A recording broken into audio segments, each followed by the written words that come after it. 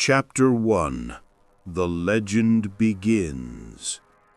The first documented sighting of the Hollow Rider dates back to 1872 in a remote settlement called Redemption Creek, located in what is now southern Wyoming.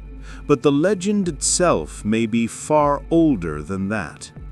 Native American tribes in the region had spoken for generations of a spirit rider, a being that moved between worlds, that appeared when death was near, that served as a psychopomp, a guide for souls transitioning from life to the afterlife. The tribes called him the Midnight Wanderer. They warned settlers to stay indoors when the moon was full. They said that to see him was to invite death into your home. Most settlers dismissed these warnings as superstition. Most settlers believed that the frontier was a place where old superstitions had no power. They believed that the modern world had no room for such ancient fears. They were wrong. In March of 1872, a man named Samuel Hutchins arrived in Redemption Creek. Hutchins was a wealthy businessman from back east, a man who'd made his fortune in railroads and mining. He'd come to the frontier seeking new opportunities, new ways to expand his empire. He was a man of science, a man of reason, a man who believed that the world could be explained through logic and evidence. Hutchins purchased a large plot of land outside of town. He began construction on a massive estate, a mansion that would have been more at home in Boston or Philadelphia than in the remote Wyoming wilderness. He hired local workers. He brought in supplies from the east. He was building a monument to his own success, a physical manifestation of his power and influence. But Hutchins was not a kind man. He was not a fair employer. He paid his workers less than promised. He worked them longer hours than agreed. He treated them with contempt and disdain. He saw them as tools, as resources to be exploited, not as human beings deserving of respect. One of his workers was a man named Thomas Garrett. Garrett was a local, a man who'd lived in the Wyoming territory his entire life. He knew the land, he knew the dangers, he knew the old stories about the Midnight Wanderer. Garrett tried to warn Hutchins. He told him that the land he'd chosen was sacred to the local tribes. He told him that building on that land would bring a curse. He told him that the Midnight Wanderer would not tolerate the desecration of sacred ground. Hutchins laughed. He mocked Garrett for his superstition. He called him ignorant and primitive. He told Garrett that if he didn't like working for him, he could leave. Garrett, desperate for the money, stayed. But he continued to warn Hutchins. He continued to speak of the danger, and Hutchins continued to mock him. Then one night in late March, something happened that changed everything. Hutchins was working late in his partially completed mansion, reviewing blueprints and contracts by candlelight.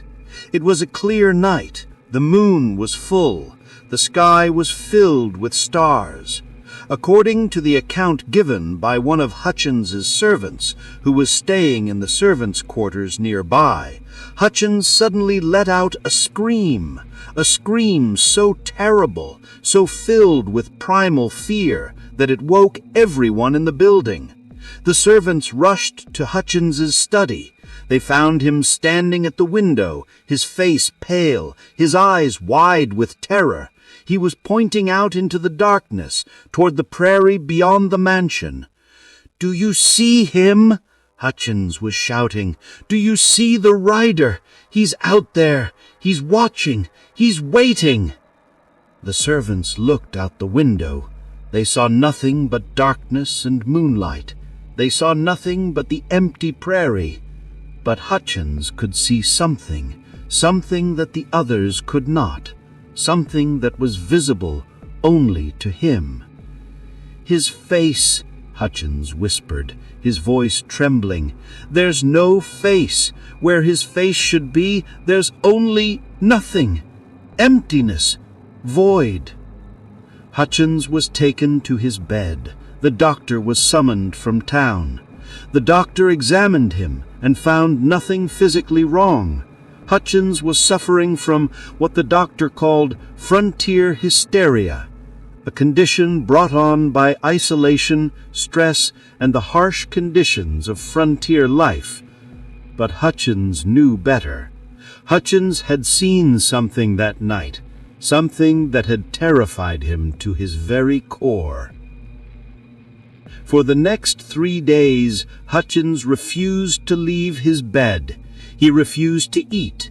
He refused to speak to anyone except to ask repeatedly if anyone had seen the rider. He became increasingly paranoid, increasingly convinced that something was coming for him. On the 4th night, Hutchins died. The doctor said it was a heart attack. Hutchins was found in his bed, his face frozen in an expression of absolute terror. There were no marks on his body, no signs of violence, no apparent cause of death, but his heart had simply stopped. And on the pillow next to his head, the servants found something that they couldn't explain. A single black feather. Not from any bird native to Wyoming, not from any bird that anyone could identify. Just a black feather lying on the pillow as if it had been deliberately placed there. Thomas Garrett, when he heard of Hutchins's death, simply nodded. He said nothing, but he packed his belongings and left Redemption Creek that very day. He never returned. The mansion was abandoned. No one would work on it. No one would finish it. The townspeople of Redemption Creek began to avoid the area. They said the land was cursed. They said that Hutchins had angered something ancient and powerful. And they said that the Hollow Rider had come to collect his due. But this was only the beginning. This was only the first of many encounters with the faceless specter on horseback. The Hollow Rider, it seemed, had developed a taste for frontier justice, and he had many more visits to make. Chapter 2. The Pattern Emerges. In the years following Samuel Hutchins' death, reports of the Hollow Rider began to multiply. They came from different territories. They came from different towns. But they all followed the same pattern. They all told the same story. A man, always a man, would report seeing a figure on horseback, a figure without a face, a figure that appeared under the light of the moon, a figure that seemed to be watching, observing, judging. And then, within days, sometimes within hours, that man would die. The deaths were varied.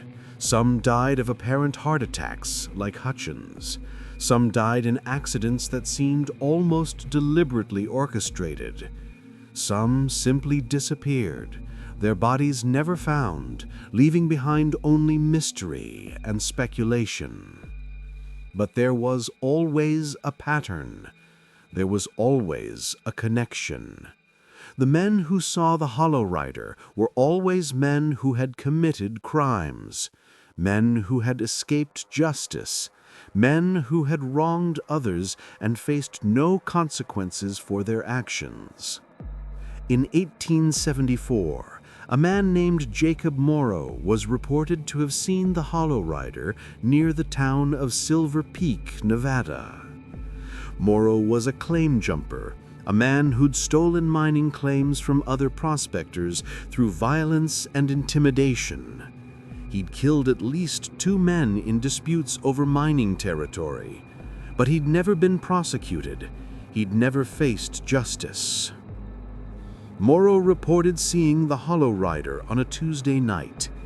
He said the figure was standing on a ridge overlooking the town, silhouetted against the full moon. He said he could feel the rider's gaze upon him, even though the rider had no eyes, no face, nothing but an empty void where a face should be. Morrow fled Silver Peak immediately. He rode east toward Utah, hoping to put distance between himself and the apparition. But 3 days later, his horse was found wandering the desert, riderless and terrified. Morrow's body was never found. Some say he's still out there, riding endlessly, trying to escape the Hollow Rider. Others say he's dead, and his ghost joins the rider on his nightly journeys. In 1879, a man named Marcus Webb reported seeing the Hollow Rider near the town of Deadwood, South Dakota. Webb was a murderer. He'd killed a woman in a fit of rage, and her body had never been found.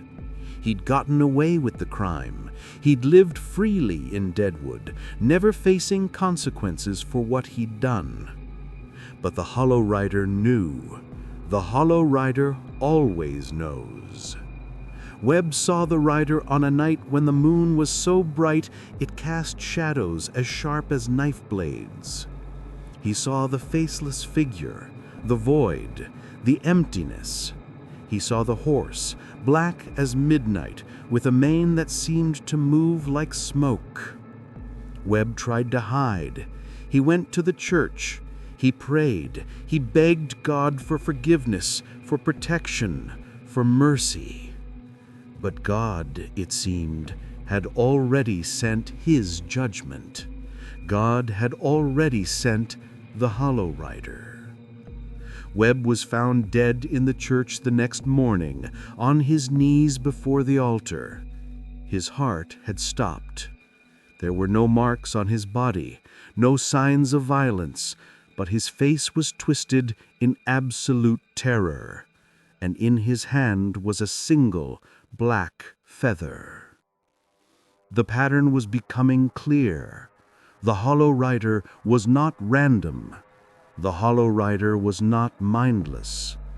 The Hollow Rider was a force of justice, a force that targeted those who'd escaped the law, a force that punished the guilty when the earthly justice system had failed. But who was the Hollow Rider? Where did he come from? What was the source of his power? The answers to these questions would come from an unexpected source. They would come from a man named Jonathan Pierce, a historian and scholar who'd become obsessed with the legend. And what Dr. Pierce discovered would change everything we thought we knew about the Hollow Rider. Chapter 3: The Investigation. Dr. Jonathan Pierce was a man of science. He was a historian, a researcher, a man who believed that every mystery could be solved through careful investigation and logical analysis. When he first heard the stories of the Hollow Rider, he dismissed them as folklore, as frontier mythology, as the kind of superstitious nonsense that arose in isolated communities. But the more he researched, the more he investigated, the more he began to realize that there was something real here, something that couldn't be easily dismissed or explained away. Pierce spent 5 years traveling across the frontier, interviewing witnesses, collecting accounts, documenting the pattern of the Hollow Rider's appearances. He compiled his findings into a massive manuscript that he titled The Hollow Rider, a study in frontier justice and supernatural retribution. In his research, Pierce discovered something remarkable. He discovered that the legend of the Hollow Rider predated European settlement of North America by centuries. He found references to a similar figure in Native American oral traditions. He found stories of a spirit rider who appeared to those who'd committed grave injustices. A rider without a face. A rider who served as an instrument of cosmic justice. But Pierce also discovered something else. Something that suggested the Hollow Rider was not purely supernatural. Something that suggested there might be a human element to the legend. In his research, Pierce uncovered the story of a man named Samuel Holloway. Holloway had been a lawman in the 1860s, a man dedicated to justice and fairness. He'd worked tirelessly to bring criminals to account. He'd risked his life repeatedly to protect the innocent. But in 1868, something changed. Holloway was investigating a series of murders in a remote area of Colorado. The murders were brutal. The victims were innocent people. Holloway was determined to find the killer and bring him to justice. He found the killer. It was a man named Marcus Thorne, a wealthy rancher with powerful connections. Thorne had killed these people for sport, for entertainment, for the simple pleasure of taking human life. And he'd gotten away with it because his wealth and influence had protected him. Holloway arrested Thorne. He gathered evidence. He prepared a case. But when the trial came, Thorne's lawyers destroyed the evidence. They discredited Holloway's testimony. They called him a liar and a fraud. And in the end, Thorne was acquitted. Holloway was devastated. He'd failed. The guilty had gone free. Justice had been denied. That night, Holloway rode out into the desert. He rode toward a place that the local tribes considered sacred.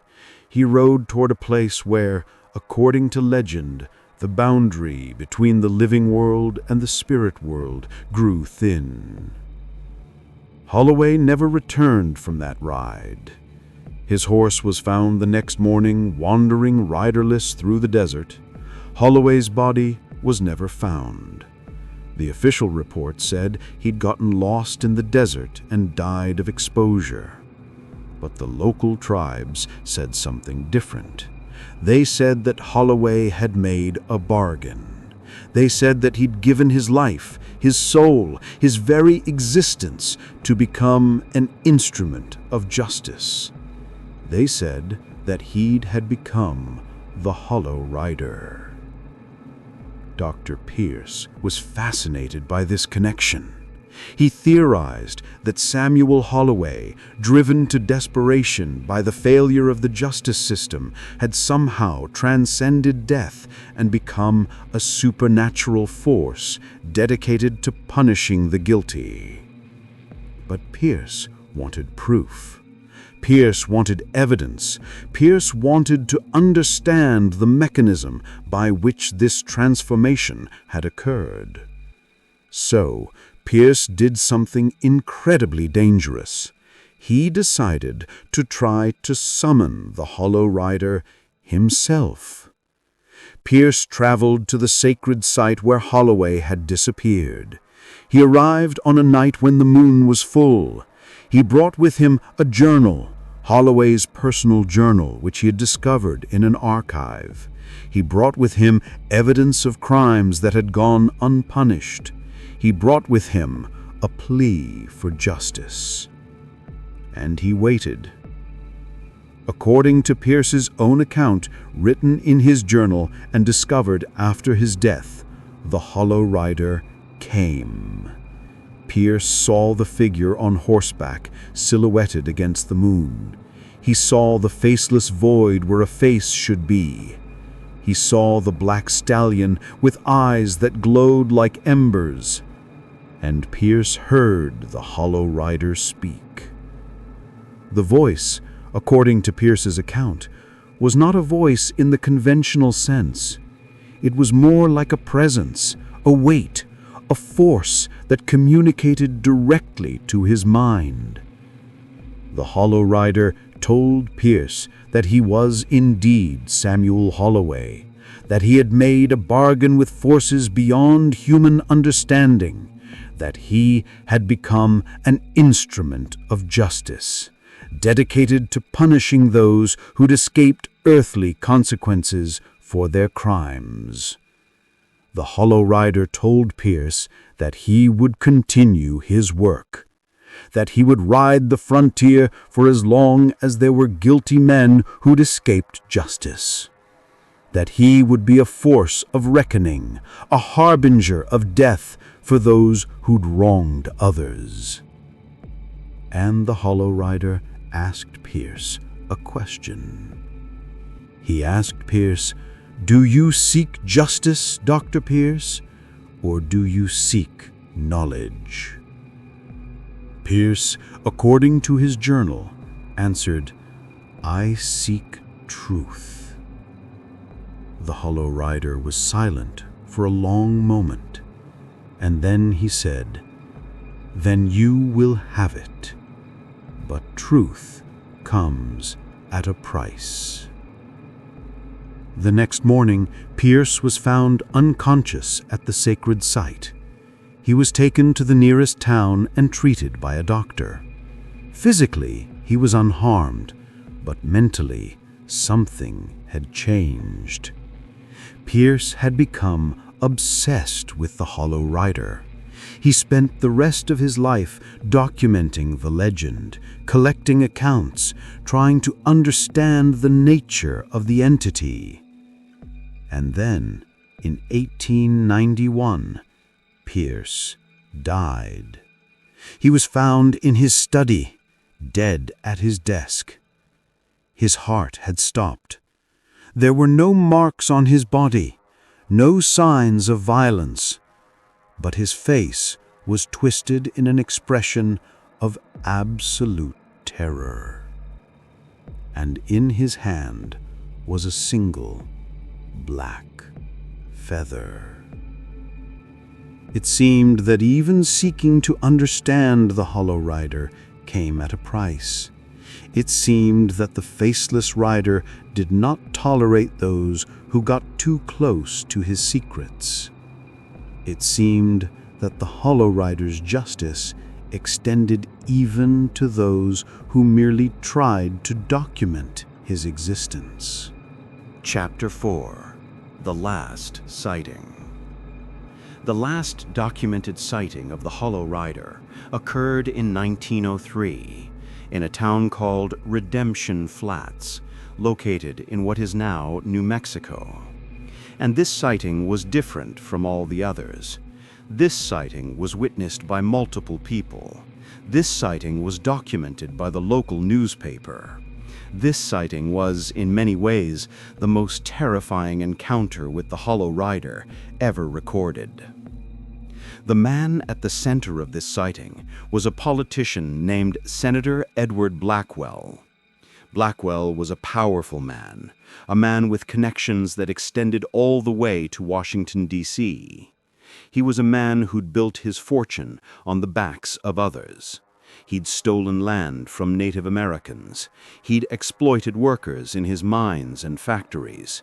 He'd bribed judges and corrupted lawmen.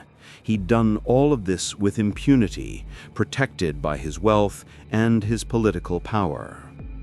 Blackwell had come to Redemption Flats to give a speech. He was campaigning for re-election, seeking to maintain his seat in the Senate. He was confident, arrogant, certain that his power was absolute. On the night of his speech, Blackwell was staying at the finest hotel in town. He'd just finished dinner and was preparing for bed when something extraordinary happened.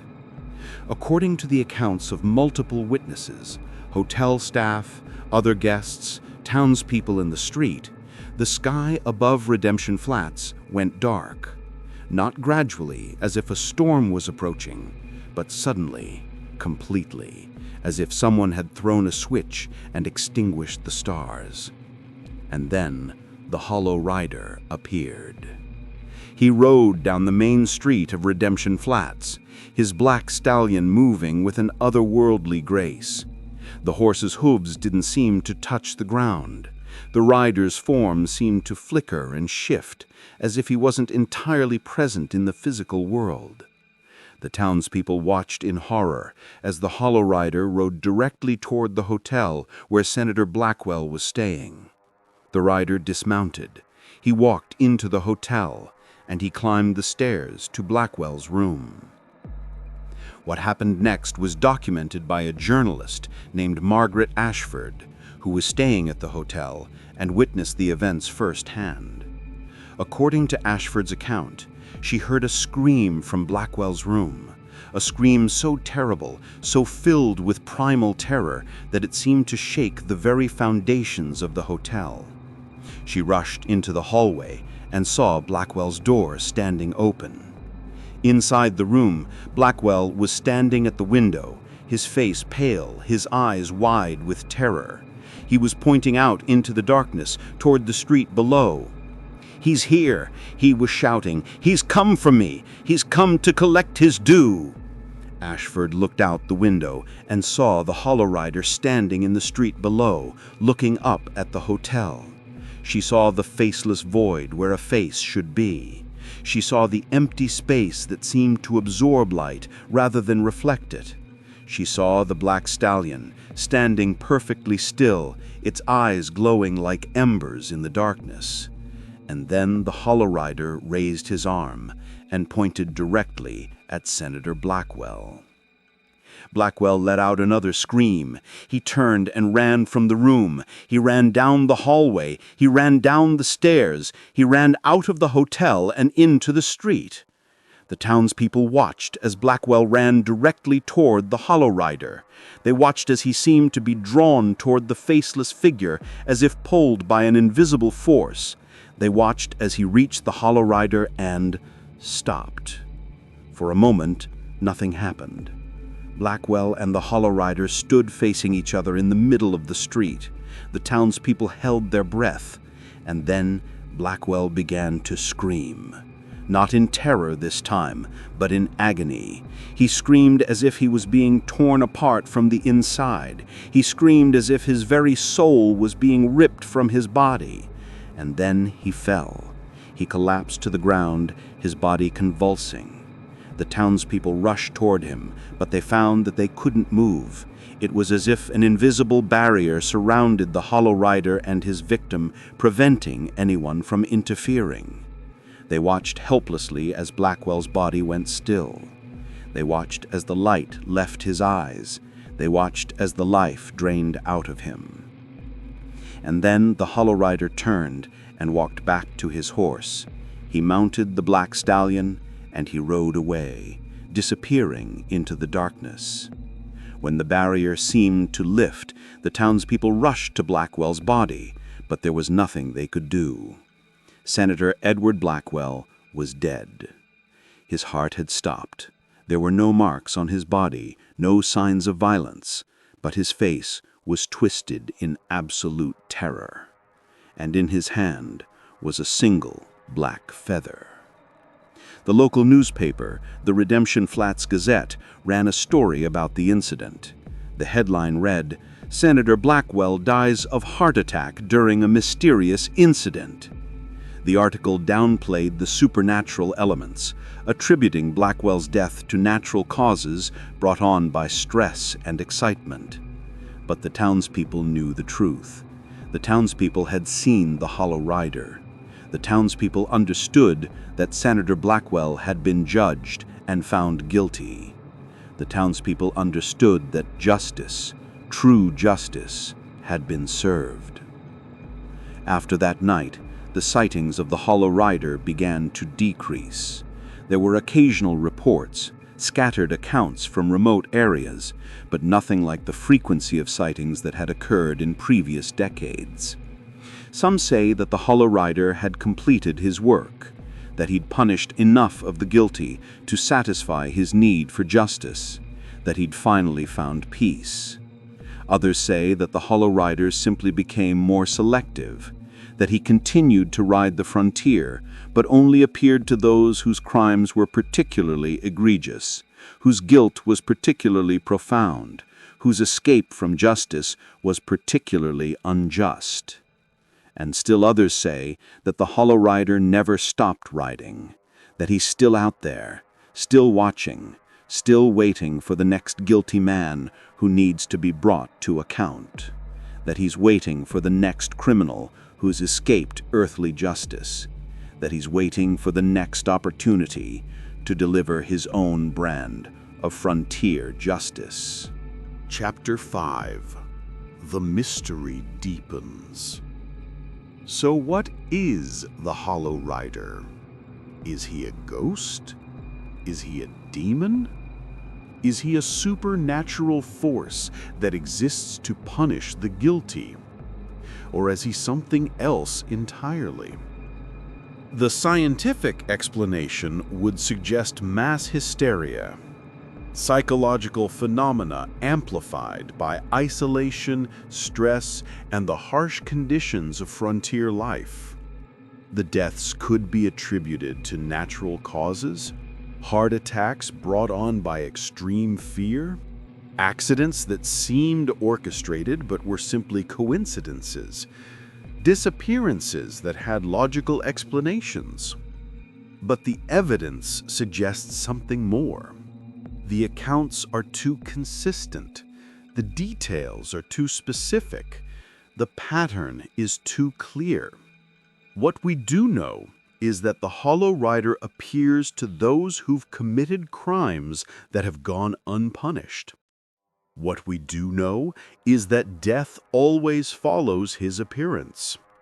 What we do know is that his victims are always found with a single black feather in their hand.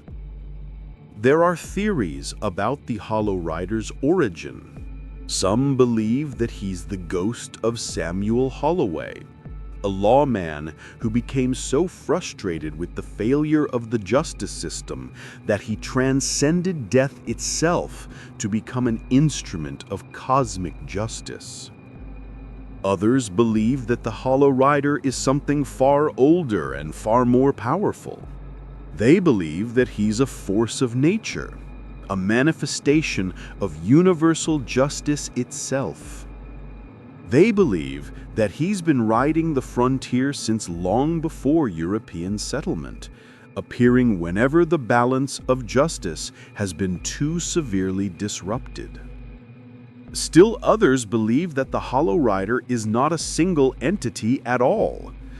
They believe that he's a role, a position, a calling that passes from one person to another. They believe that whenever someone dies seeking justice, whenever someone sacrifices themselves in pursuit of fairness and accountability, they become the next Hollow Rider. They believe that there have been dozens of Hollow Riders throughout history, each one riding until their work is done, then passing the mantle to the next seeker of justice. But perhaps the most disturbing theory is the one that suggests the Hollow Rider is not supernatural at all. Perhaps he's simply a man who's learned to move through the world unseen, a man who's dedicated his life to punishing the guilty, a man who's become so skilled at his work, so efficient at his mission, that he seems almost supernatural. This theory suggests that the Hollow Rider is not bound by the laws of physics or the limitations of human capability. It suggests that he's transcended the normal boundaries of human existence through sheer force of will and dedication to his cause. But this theory raises more questions than it answers. If the Hollow Rider is simply a man, how does he know about crimes that have gone unpunished? How does he travel across such vast distances so quickly? How does he appear and disappear so mysteriously? The truth is, we may never know the answers to these questions. The Hollow Rider has remained mysterious for over a century. He's eluded capture, eluded investigation, eluded explanation. But what we do know is that he's still out there. What we do know is that people are still reporting sightings. What we do know is that people are still dying under mysterious circumstances, their bodies found with a single black feather in their hand. The Hollow Rider is still riding. The Hollow Rider is still judging. The Hollow Rider is still delivering his own brand of frontier justice. And somewhere, on some moonlit night, someone is going to see him. Someone is going to look out their window and see a figure on horseback silhouetted against the moon. Someone is going to see the faceless void where a face should be. Someone is going to understand in that moment that they've been found guilty, and they're going to know that death is coming. Epilogue. The mystery remains. The story of the Hollow Rider raises questions that we may never be able to answer. Is he real? Is he supernatural? Is he a force of justice or a force of vengeance? What we do know is that the legend has endured. What we do know is that people continue to report sightings. What we do know is that the Hollow Rider has become one of the most persistent and terrifying legends of the American frontier. If you ever find yourself in a remote area of the American West, on a night when the moon is full and bright, I would offer you one piece of advice. Stay indoors. Lock your doors and windows, and whatever you do, don't look out into the darkness. Because if you see a figure on horseback, silhouetted against the moon, a figure without a face, a figure surrounded by an aura of darkness and dread, then you'll know that the Hollow Rider has found you. And you'll know that justice, true justice, has come at last. This has been Mysteries of the Old West. Thank you for joining us as we explored the darkness of America's frontier. If you enjoyed this story, please like, subscribe, and hit the notification bell so you don't miss our next investigation into the paranormal mysteries of the Old West. Until next time, stay safe, stay skeptical, and remember, some mysteries are better left unsolved. Some debts are better left unpaid.